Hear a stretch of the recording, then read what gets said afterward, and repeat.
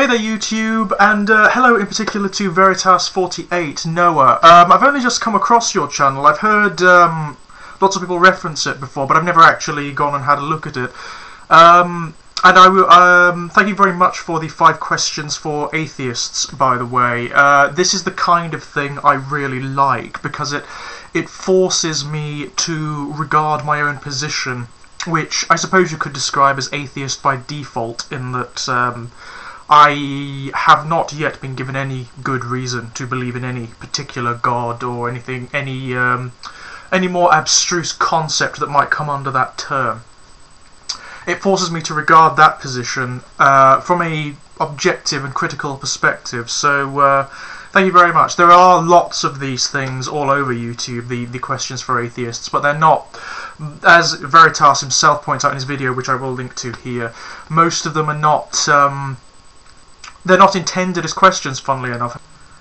As Veritas himself points out in his video, they're not really intended as questions, really. They're not asking for answers. They're challenges that are posed in the livery of questions, if you like. These ones from Veritas I found really quite interesting, and they gave me some food for thought, actually. Question number 1.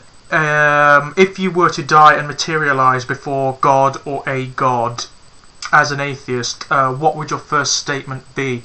Well, this is a kind of tricky one, really. I suppose my first inclination would be that I would want to know more. I suppose it would be what next?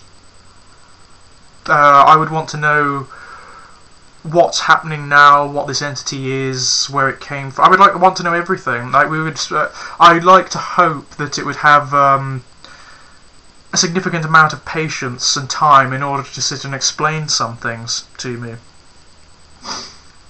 I would want to know whether it is a creator entity like the Christian God, and if so, why it bothered. If it's an omniscient entity, an omnipresent, perfect entity, why it bothered creating in the first place. I mean, where the inclination to create came from.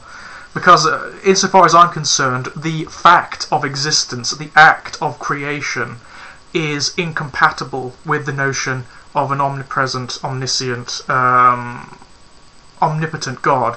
Allow me to clarify that a little. The act of creation comes out of need, it comes out of desire or drive to change one's state, and a perfect, omniscient, omnipotent, omnipresent being cannot desire anything. It cannot, because it cannot change its state by definition, and it cannot desire to do so, otherwise it is not perfect.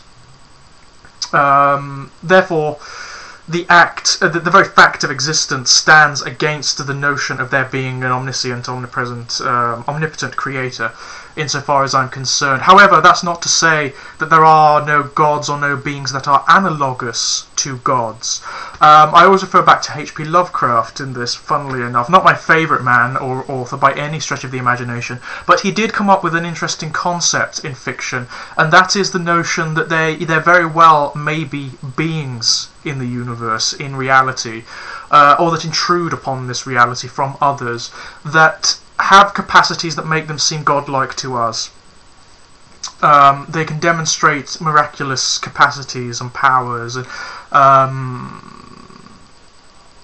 their states and stature is very impressive, but they're not supernatural, they're not gods in the sense that our mythologies or our traditional religious ideologies determine them. And I'm more inclined to believe that, actually, or to consider that as a concept. The thing is, there's very little way, there doesn't seem to be any objective way of determining what a god is, and of ratifying what a god is.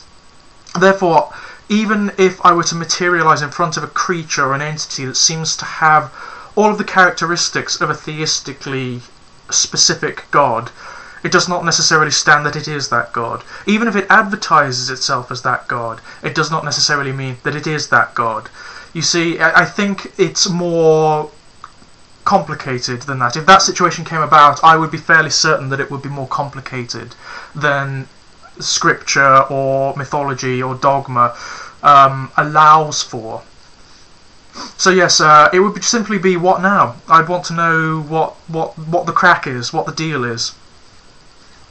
Question 2. What sort of evidence would you find sufficient in order to abandon atheism and take up a belief in God? Now again, I think I answered this in part in the first question. I think that it's very difficult to establish evidence for a God. It depends on what you mean by a god. I think it's entirely possible that there are entities out there that may demonstrate capacities or characteristics that make them seem like gods to us. I think that's entirely possible. It doesn't necessarily mean that they are.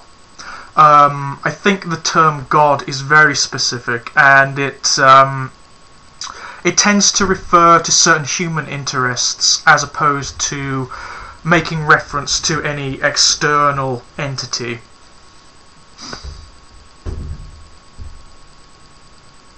So to reiterate,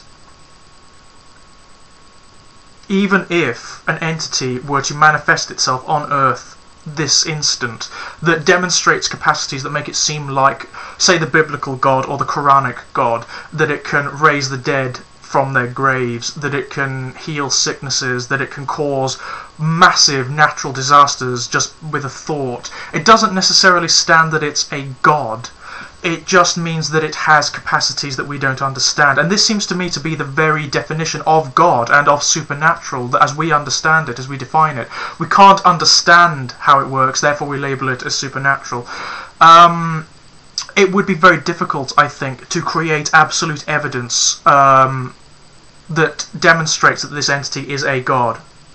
I just don't see how you would define that, what parameters that evidence would exist within, and how you would assess it, because it seems that there are no definite characteristics of a god,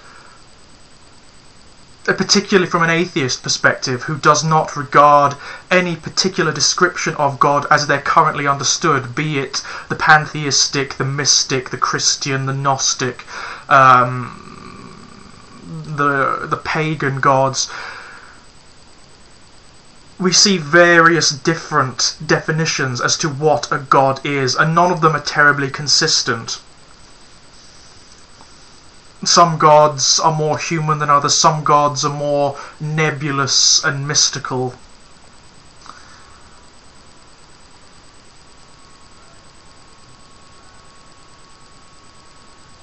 And even if, let me make this very clear, even if that evidence could be found, if you could ratify absolutely that a particular god exists, and that it is a god, I have no idea how you would do that, but if you could do that, then I still wouldn't worship it.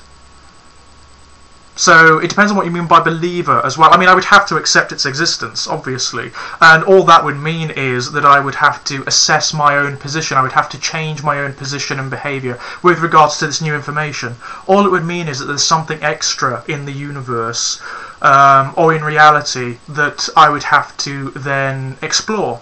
That's all it would mean. It would not mean that I would worship it. I don't, for my part, I believe that if there's something analogous to a god, then it would not require worship, particularly if it's omniscient and omnipresent and whatnot. I mean, again, the existence of that kind of entity, something that is omniscient, omnipresent, and omnipotent, means that you would not be required to make any reference to its existence at all. It wouldn't care, because it would know automatically. It would not only know every single thought and feeling you would have before you have it, and every potential permutation of those thoughts and feelings. It would exist in every possibility already, being omnipresent, so you wouldn't need to make any gesture of obeisance or worship or whatever. It wouldn't need it. It wouldn't need to test you. You wouldn't require faith. This is one of the many reasons I reject standardized religion, because it seems to me that they are very limited in the way they regard gods, funnily enough. I think they do the concept of gods a disservice.